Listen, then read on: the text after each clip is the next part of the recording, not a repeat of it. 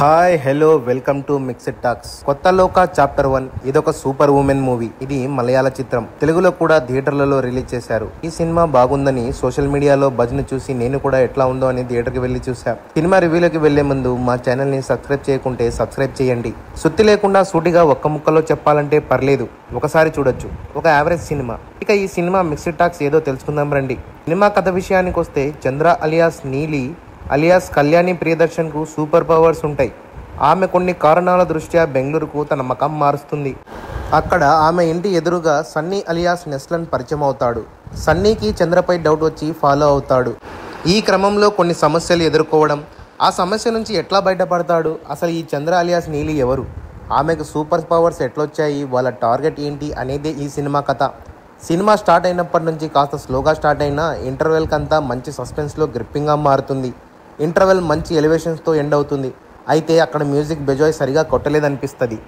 Second హాఫ్లో కూడా half an hour బాగుందబ్బా. ఆ తర్వాతనే సినిమా దశ దిశ లేకుండా పోతుంది. క్లైమాక్స్లో దుల్కర్ యొక్క కామియో బాగుంది. అయితే విక్రమ్ సినిమాలో సూర్య అంత కాదు, కానీ ఓకే బాగుంది.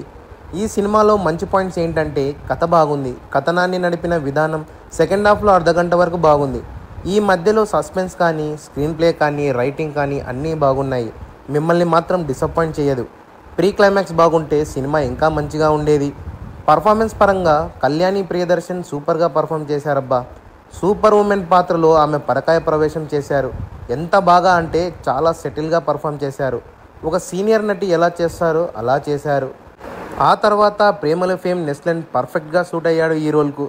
పోలీస్ ఆఫీసర్గా చేసిన శాండీ మాస్టర్ విలనిజాన్ని ఎక్సలెంట్గా చూపించారు. సినిమాలో మ్యూజిక్ అంతగా లేదు. కొన్ని సీన్స్లో అసలు గూస్ బంప్స్ రావాలి, కానీ అలాంటిది ఎక్కడా లేదు. ఇక సినిమా మైనస్ విషయాలకి వస్తే సినిమా చివరి గంట బాగాలేదు. అక్కడే సినిమా కాస్త డల్ అయింది.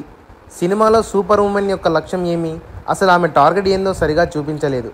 సూపర్ ఉమెన్గా అక్కడక్కడ లాజిక్లు కొన్ని మ్యాచ్ కాలేదు. ఓవరాల్గా మీకు ఈ సినిమా నిరాశపరచదు, కొంతమందికి నచ్చొచ్చు కూడా. ఈ సినిమాకు మా రేటింగ్ 3.